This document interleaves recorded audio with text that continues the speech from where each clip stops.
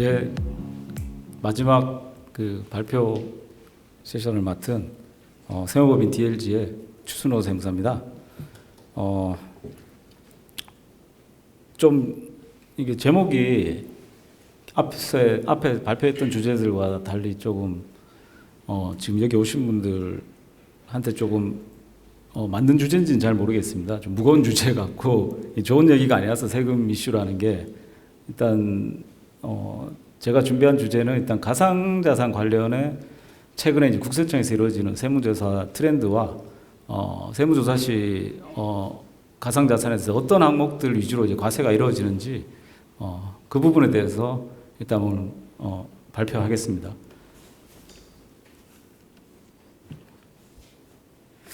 우선 발표에 앞서 일단 제 소개를 일단 간단히 좀 드리겠습니다. 저는 국세청에서 세무공무원으로 한 23년 이제 근무하고 2년 전에 명예퇴직을 했습니다. 그 퇴직 후에 법무법인 대류과주에서 파트너 세무사로 근무하다가 올 초에 세무법인 DLG를 오픈해서 법무법인 DLG와 함께 하고 있습니다. 국세청 재직 당시에 저는 그 언론 보도라든가 이런 걸 통해서 알려진 서울지방국세청 조사사국에서 조사반장 생활을 좀 많이 오래 했습니다. 그때 이제 사국에 이제 근무 당시 조금 여기 계신 분들도 아실 만한 최순실 사건이라든가 버닝썬 사건이라든가 신천지 예수교회의 어떤 그런 탈루 사건들을 제가 이제 도맡아서 이제 했었고요. 제가 이제 블록체인과 사실 인연을 맺게 된 거는 2018년에 그 가상화폐 거래소 이제 빗썸에 대한 세무조사를 제가 이제 좀 진두지휘를 했었습니다. 그때 이제 인연으로 이제 블록체인 업계하고 조금 이제 좀 인연이 돼서 지금 퇴직 후에도 조금 그 가상화폐와 관련된 여러 가지 세무조사라든가 이런 쪽 좀 의뢰를 받아서 제가 좀 많이 수행을 하고 있습니다. 그리고 이제 서울중앙지방검찰청 특수부에도 제가 좀 파견돼서 2016년에 좀 떠들썩했던 그 롯데그룹 경영비리 사건 수사에 이제 직접 참여하기도 했었습니다. 제가 이제 주로 퇴직 후에 맡은 조사들이 아까 좀 전에 말씀드린 이제 블록체인 기업에 대한 어떤 세무조사 대응이라든가 비정기 세무조사 또는 이제 조세범 처벌법 위반 이제 범칙 사건들이 있습니다. 이게 단순 세무조사로 이제 끝나는 게 아니고 경찰이나 이제 검찰의 어떤 그 형사 문제로 이제 발전이 돼서 이제 이루어지는 경우에 대한 어떤 대응들 그런 부분들을 제가 도맡아 하고 있습니다. 일단 오늘 발표는 먼저 이제 궁금해하시는 어떤 국세청 세무조사에 대해서 간략히 설명드리고 최근 가상자산 관련 국세청의 어떤 세무조사 트렌드 그리고 이와 관련해서 가상자산 발행법인에 대한 어떤 세무조사 시 주요 이슈 그리고 이제 최근 2023년부터 시행되는 해외 금융계좌에 대한 어떤 신고 문제라든가 정보교환 협정에 관련된 내용들을 설명드리도록 하겠습니다. 우선 이제 국세청 그러면 이제 조사란 도대체 이제 누가 하고 어떻게 이루어지는가에 대해서 조금 설명드리기 위해서 이 국세청의 어떤 조사를 맡는 조직에 대한 현황을 좀 정리해봤습니다. 일단 이제 제 좌측에 보면 이제 국세청 이제 본청 조사국에서 어떤 이제 세무조사의 이제 심장부 역할을 하면서 어떤 기획 업무를 합니다. 이제 민생 침해라든가 어떤 역외탈세라든가 이제 사회적으로 이슈가 되는 사건들에 대한 어떤 세무조사를 기획을 하는 부서고요. 현재 이제 세종시에 지금 위치하고 있습니다. 그리고 이제 권역별로 이제 한 7개 지방청에서 산하에 이제 그 세무조사 전담 조직인 이제 조사국을 이제 두고 있습니다. 이 중에 이제 가상자산과 관련해서는 우리 서울청 같은 경우는 이제 조사 2국에서 이제 어떤 민생 침해라든가 거래 질서 등 비정기 조사를 맡고 있어서 주로 이제 가상자산 관련 세무조사 이루어지고요. 최근의 트렌드는 해외 법인과의 어떤 그 가상자산 수치라든가 이런 부분 때문에 국제거래조사국에서도 어떤 역외탈세 혐의자에 대한 어떤 세무조사를 시행하고 있습니다.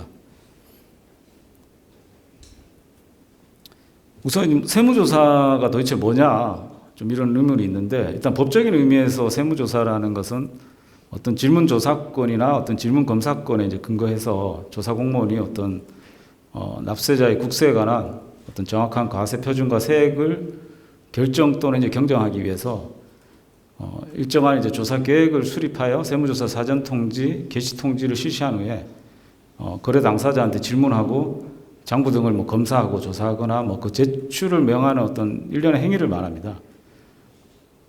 즉 이제 조사 공무원이 이제 주로 질문하고 조사법인이 이제 질문에 대한 근거 자료를 제출하는 과정의 연속이라고 할 수 있습니다.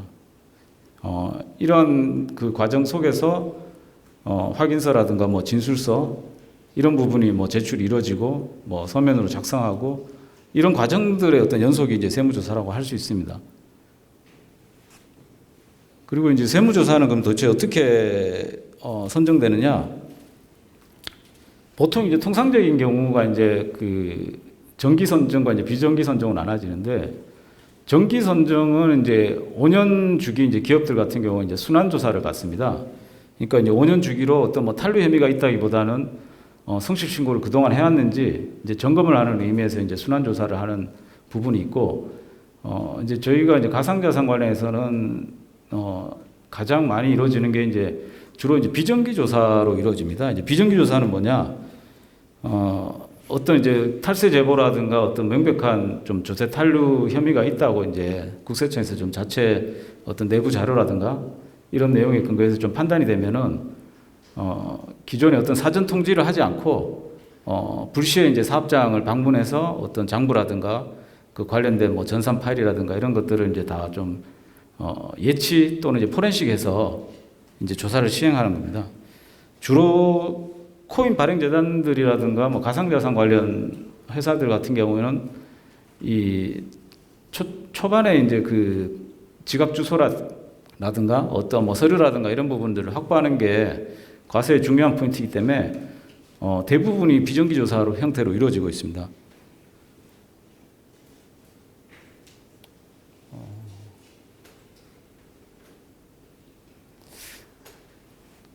그리고 이제 그 지방청 조사국의 이제 조사팀은 보통 구성이 한 6명에서 7명이 한 팀으로 이제 구성이 되고, 조사 기간은 보통 한 2개월에서 한 4개월 정도 통상 진행됩니다. 근데 이제 가상자산 조사의 좀 특징이, 어떤 자료 제출이라든가 코인 가상자산 어떤 트랜잭션이라든가 이런 추적이 이루어지기 때문에 4개월 안에 이제 끝나는 경우가 잘 없고 통상적으로 이제 조사나 중지라든가 연장 과정을 거쳐서 길게는 뭐 6개월에서 한 1년 정도 이렇게 조사받는 기업들도 꽤 많이 있습니다.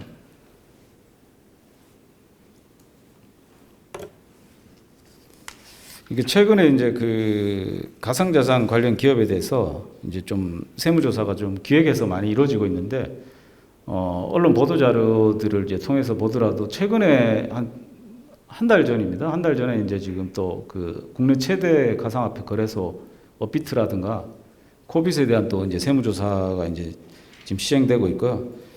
그리고 이제 가상자산을 통한 어떤 뭐 탈세라든가 이런 부분들이 빈번하게 이루어지다 보니 매년 이제 국세청에서 기획을 합니다. 이제 기획을 해서 가상자산 관련된 어떤 발행 재단들 또는 이제 그 자금 출처 관련돼서 불분명한 어떤 개인들 가상자산 수취자에 대한 그런 조사들을 지금 비정기적으로 매년 하고 있습니다. 그래서 이제 언론 좀 보도들을 통해 가지고 어떤 조사 사례들이 있는지 조금 간단히 몇 가지만 좀 살펴보도록 하겠습니다. 이 케이스는 2023년에 보도된 케이스인데 좀 빈번하게 최근에도 많이 일어나고 있는 케이스입니다. 이제 주로 이제 어떤 그 가상자산 거래소에 좀 가입시키고 추천을 해주고 이제 수수료 받는 분들이 있는데 레퍼럴 수입이라고 이제 표현을 하더라고요. 이 케이스는 이제 레퍼럴 수입을 이제 가상자산으로 이제 수취하고 통상적으로 이제 그 포착이 안 되니 세금 신고를 누락해서 이제 세무조사가 이루어진 케이스입니다. 좀 뭐 누구나 알만한 분일 것 같은데 여기서 뭐 실명을 말씀드릴 수는 없고 이거 젊은 층한테 좀 인기가 높은 이게 재테크 방송 전문 유튜버가 A씨라는 분이 계신데 이분이 이제 가상자산 거래소를 홍보하고 이제 수수료를 이제 가상자산 수취해서 이제 세금 신고를 이제 많이 누락해서 이제 국세청에 적발된 케이스입니다.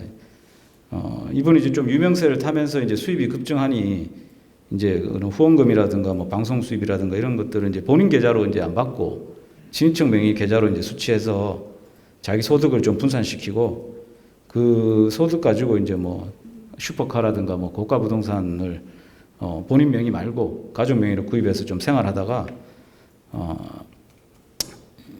이제 세무조사를 이제 받게 된 케이스인데 조사 결과 결국 이제 이런 부분에 대한 게 이제 다 금융 추적이 이제 광범위하게 이루어지다 보니 다 이제 적발이 돼서 거액의 어떤 종합소득세가 부과되고 또 어떤 뭐 차명이라든가 일반적인 그런 탈세 행위가 아니고 좀 사기 뭐 기타 부정한 행위로 간주돼서 조세범 처벌법 위반 사건으로 봐서 현재 검찰에 고발됐습니다.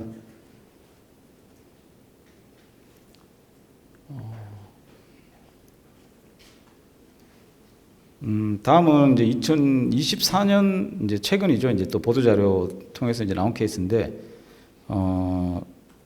주로 이제 그 코인 이제 그 개발업체, 이제 발행재단에 대한 세무조사 사례입니다. 이제 주로 이제 거래 관계가 좀 추적하기 어렵다고 생각하기 때문에 어떤 가상자산 그런 특성을 이용해서 이제 용역 대가를 이제 가상자산으로 받고 이제 수익을 은닉한 이제 어떤 코인 개발업체 사례입니다.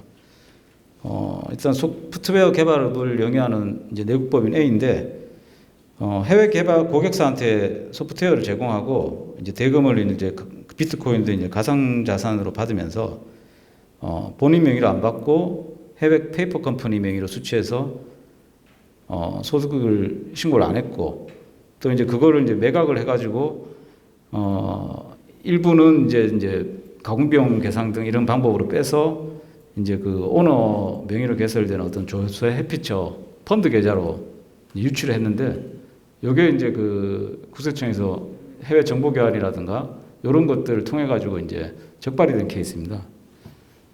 그래서 조사 결과 결국 그 해외 용역 대가라든가 뭐 매각 차익 미신고액 한 수백억이 이제 법인세 과세되고 여객 펀드 유출 자금에 대해서도 이제 소득세가 이제 부과가 됐습니다.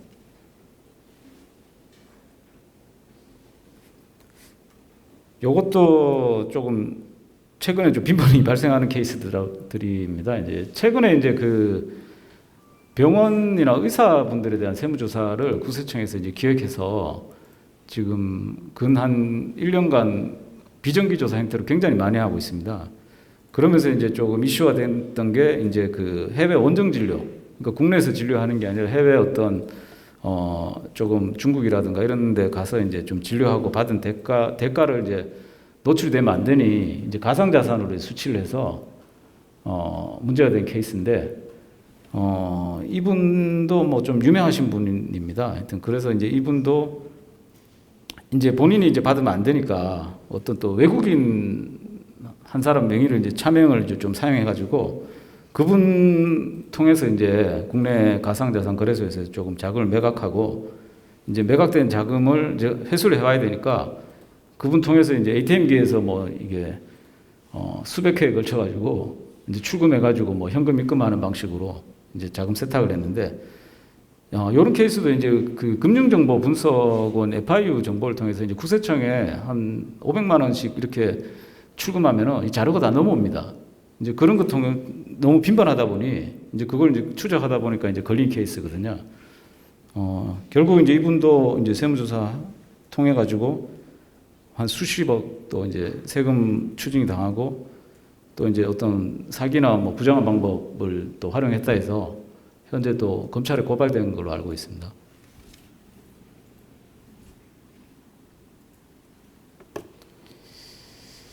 일단 뭐 가상자산 사례들에 대해서 이제 좀 간략히 살펴봤는데, 최근에 제가 이제 가상자산 관련 기업들에 대해서 조금 세무조사 대응을 많이 하다 보니까 헤엄에서 느낀 점이 있는데, 그 2022년도나 2023년도 이제 초창기에 세무조사 할 때는 이제 사실 이제 조사 공무원들이 이제 블록체인이라든가 이런 부분이 좀 생소하다 보니 조사에 많이 난항을 겪었습니다.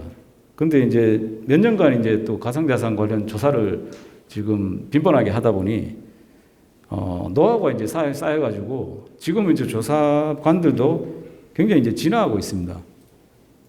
그래서 이제 예전처럼 어디 뭐 이제 숨기거나 하기가 좀 쉽지 않은 상황이고, 그리고 이제 또 주요 거래소에서도 이제 트래블룰도 이제 시행이 됐고, 그리고 이제 국세청에서도 이제 가상자산 추적 프로그램을 이제 직접 또 사서 그거 가지고 이제 또 이제 트랜잭션에 대한 추적도 이제 예전하고 다르게 좀 정교하게 이루어지거든요. 그리고 이제 블록체인에 대한 어떤 이해도도 높아져서 어떤 조사 노하우라든가 이제 과세 논리도 이제 과거와 달리 좀 점점 더 이제 정교화되고 있는 그런 느낌을 받고 있습니다. 그 다음으로 이제 주로 이제 타켓이 되고 있는 이제 가상자산 발행법인에 대한 어떤 세무조사 시 이제 주요 이슈를 가지고 한번 이제 어떤 부분이 이제 과세가 되는지 설명드리도록 하겠습니다.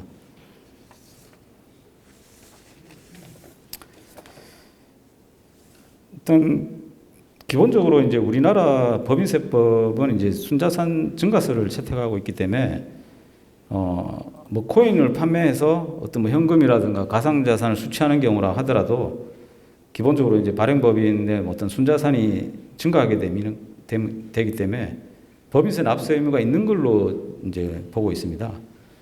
이제 반면에 이제 어떤 가상자산의 공급은 어떤 재산적 가치가 있는 재화에 해당되지 않는다고 봐서 부가세는 이제 과세하지 않는 걸로 일단 해석하고 있습니다.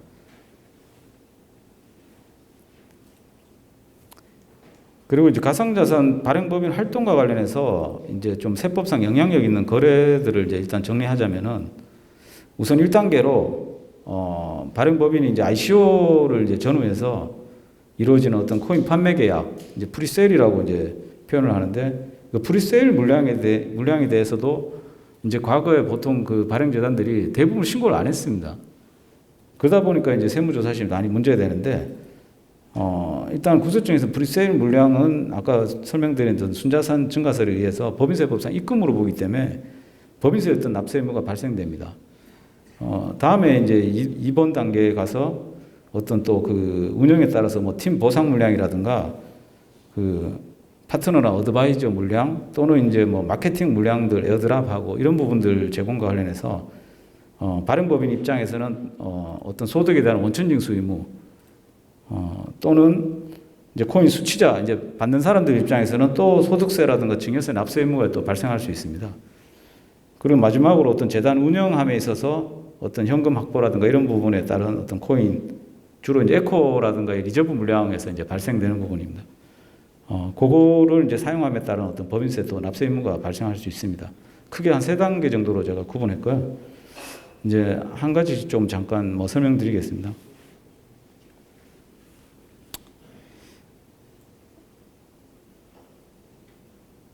이제 그 코인 이제 세일 관련해서 왜 이제 납세 의무가 발생하는지 이제 이 부분에 대한 내용인데, 이제 대부분의 이제 가상자산 발행 법인들이 국내에서 이제 ICO가 금지되어 있으니까 그 싱가포르라든가 홍콩 또는 이제 스위스 등의 이제 ICO를 위한 토큰 발행 법인을 별도로 이제 설립해서 많이 운영하는 형태로 진행됩니다. 그래서 이제 운영은 실제 국내 법인에서 하는데 토큰 발행 법인은 이제 해외 법인을 설립해서 재단을 별도로 두고 ICO라든가 이런 걸 이루어지는 형태로 이제 많이 운영하고 있습니다.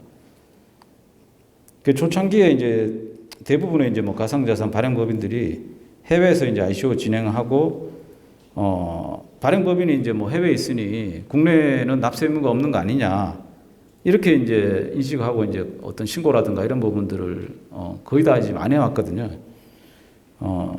거기 관련해서 이제 아까 그 우리 김동완 변호사님이 잠깐 설명하셨는데 국세청에서는 이제 외국에 이제 뭐 본점 또는 뭐 주사무소를 둔 법인을 하더라도 이제 사업의 실질적 관리 장소란 개념을 이제 도입을 해서 실질적 관리 장소가 이제 국내에 있다 그러면은 이제 내국 법인으로 이제 보도록 하고 있습니다.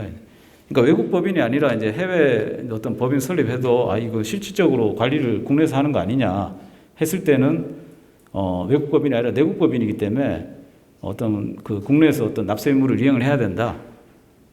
요 규정을 가지고 이제 사실 가상자산 발행 법인들에 대해서 지금 전방위적인 과세를 하고 있는 실정입니다. 그럼 이제 실질적 관리 장소 도대체 뭐냐? 이제 대법원 판례에서 이제 나오는 개념이 이제 법인의 어떤 사업 수행에 필요한 중요한 관리 또는 이제 상업적 의사 결정이 이루어지는 장소를 이제 말합니다.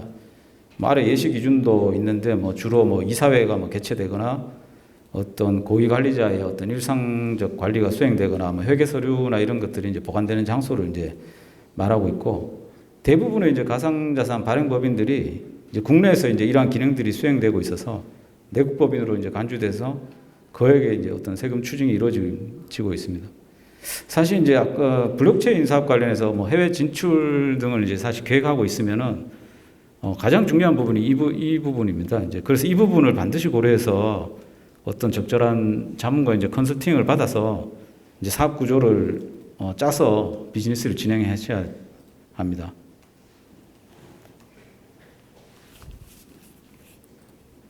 그리고 이제 판매에 대해서 그럼 도대체 언제 손익을 인식하냐? 요거 관련해서도 이제 그 관련 이제 유권 해석이 있습니다. 이거는 2023년도에 나온 유권 해석인데, 일단 투자자한테 이제 토큰을 이전했을 때 이제 손익을 인식하고, 그러면 이제 그때 받은 이제 가상 자산에 대해서 평가는 어떻게 할 거냐? 그게 이제 처에 뭐 계약일로 해야 되는지 아니면 이제 분배일로 해야 되는지 이런 논란이 좀 있었는데, 기획재정부에서는 이제 계약을 언제 했든 실제 토큰이 분배될 때 어떤 거래소의 어떤 최종 시세 가액으로 평가를 해라. 이렇게 이제 그 얘기가 나왔습니다. 보통 이제 그래서 거래소 최종 시세 가액이라는 게 뭐 국내 거래소에 없는 경우가 많기 때문에 주로 이제 활용하는 게, 최근에는 이제 그 코인 마켓캡에 있는 종가를 국세청에서도 이제 시가로 봐서 이제 과세가 이루어지고 있습니다.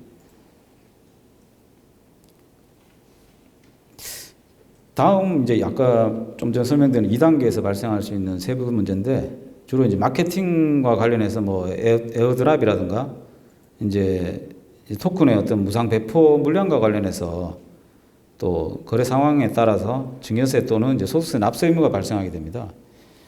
실제 이제 최근에 이제 발행법인이나 이제 거래소 등 이제 세무조사할 때 이제 에어드랍 물량이 그러면 이제 단순 증여냐 했을 때, 실제 과세 사례에서는 이제 어떤 단순 증여라기보다는 어떤 회원들에 대한 어떤 조건 승치에 따른 사례금 성격으로 봐서 이제 기타 소득으로 봐서 이제 그 발행법인한테 원천징수 의무를 부여해서 이제 과세가 좀 이루어지고 있으니 에어드랍이라든가 이런 거 배포할 때도 이런 부분을 좀 유의해서 진행을 해주셔야 됩니다.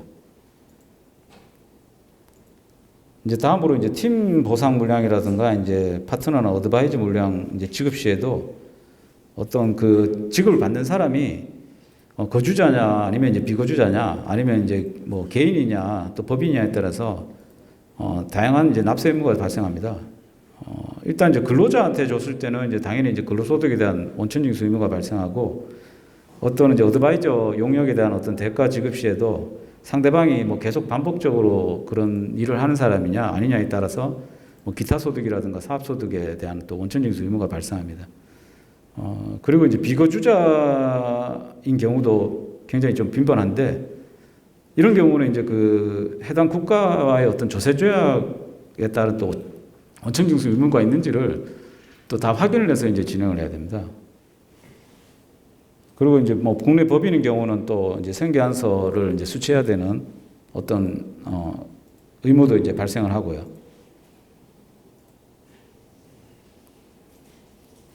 근데 이게 이제 세무조사를 하다 보면은 지금은 이제 발행법인의 어떤 그 세일 물량이라든가 이런 부분에 대한 어떤 수익 인식을 안 한 거에 대한 문제도 이제 많이 발생하지만은, 실제 이제 발행법인한테 이제 토큰을 수취한 사람들이 개인인 경우가 많더라고요. 이제 개인인 경우에 어떤 본인이 어떤 종합소득세를 이제 신고를 해야 되는데, 통상적으로 이제 토큰은 코인 이건 뭐 잘 안 드러나겠지 이렇게 생각하고 이제 신고를 거의 안 하다 보니 이게 이제 나중에 이제 이 조사 결과로 인해 부차적으로 어떤 거액의 이제 세금을 추징당하는 케이스들을 굉장히 많이 봤습니다.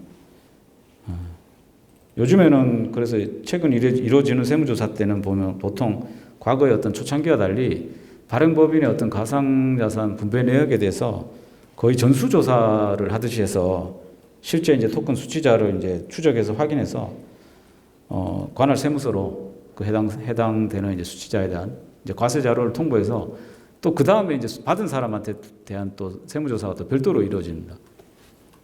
그래서 이 부분도 좀 유의하셔서 좀 진행을 하셔야 됩니다.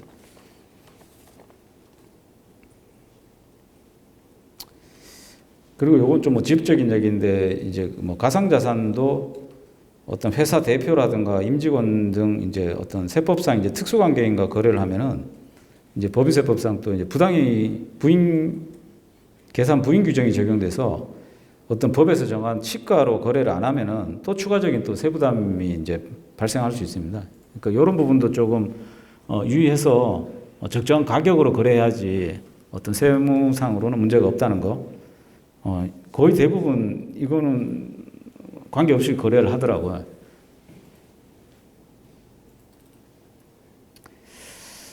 일단 뭐 발행법인과 관련된 좀 전반적인 세금 이슈에 대해서 좀 간략히 살펴봤는데 뭐 더 궁금하신 사항은 추후에 이제 좀 질의응답 하실 때 질문 주시면은 답변 드리도록 하겠습니다. 이게 마지막으로 이제 최근 이슈가 되고 있는 가상자산 금융계좌, 해외 금융계좌 신고와 관련된 이제 사항인데요. 이게 2023년부터 이제 세법이 개정되면서 기존의 어떤 해외 금융계좌 신고를 가상자산을 갖고 있는 경우에도 이제 지금 신고를 하라고 해서 조금 논란이 그때 많이 됐었는데 도대체 그러면 이제 가상자산을 어떻게 갖고 있는 경우에 신고하는 거냐? 거기에 대해서 이제 2023년에 이제 유권 해석이 나왔습니다. 이제 그래서 이제 뭐 바이낸스라든가 이런 가상자산 해외 거래소에서 갖고 있는 경우는 당연히 이제 그 매월 말일 잔액이 5억이 넘으면 신고를 하셔야 되고, 우리가 이제 궁금했던 사항이 이제 뭐 메타마스크라든가 이제 콜드 월렛에 보관하고 있는 경우도 신고해야 되냐? 거기에 대해서는 이제 이 유권 해석에서 이제 국외 사업자가 뭐 개인 암호키 등을 보관 저장하는 프로그램만 제공하고 통제권을 가지지 않아서 매도나 매수 교환 등에 전혀 관여하지 않거나 어떤 콜드 월렛 등 하드웨어 지갑 서비스 국외 제조자 등이 판매하는 비수탁형이나 탈중앙화 지갑을 통해서 보유하는 경우는 금융계좌 신고 대상에 해당하지 않는다. 이렇게 이제 좀 유권 해석이 나왔습니다. 그래서 첫 해에는 이게 그 신고했을 때 신고 금액이 조 단위가 넘어갔었거든요. 근데 두 번째 이 유권 해석이 나오면서 그 조 단위 넘어가던 이제 신고액이 한 뭐 거의 10분의 1 정도로 줄었다고 들었습니다. 대부분 이제 그러면 홀더들이나 좀 많이 갖고 있는 분들이 이런 해외 금융계좌 신고 의무 때문에 어떤 메타마스크라든가 아니면 이제 콜드 월렛으로 이제 조금 옮겨서 보관하고 있는 거 아닌가, 그런 추정이 좀 가능합니다. 그리고 이제 마지막으로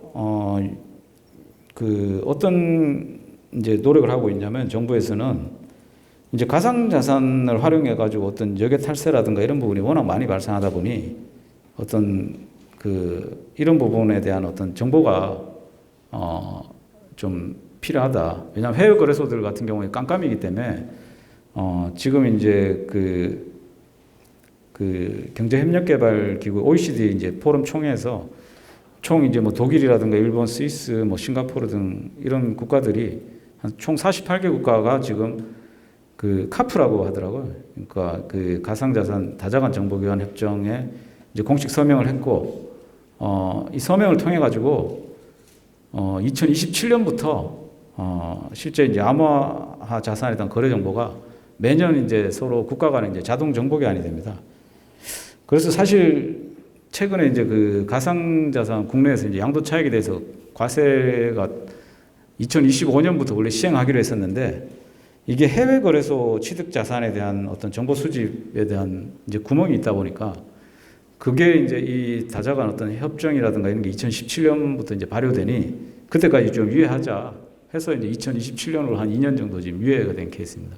근데 이게 만약에 시행이 되고 이제 여러 48개 국가뿐만 아니라 이제 국가들이 많이 늘어나면은 기존의 어떤 해외 금융 계좌의 어떤 조세 피난처에 대한 어떤 정보가 이제 수집되는 것처럼 이제 가상 자산에 대한 것도 이제 정보 수집이 이제 되기 때문에 조금 이런 부분에 대한 것도 조금 고민해서 좀 비즈니스를 진행하시면 좋을 것 같습니다. 일단 뭐 제가 준비한 뭐 발표는 여기까지고요. 이따가 좀 뭐 질의응답 하실 시간 주어지면은 그때 또 구체적인 얘기는 말씀드리도록 하겠습니다. 예, 감사합니다.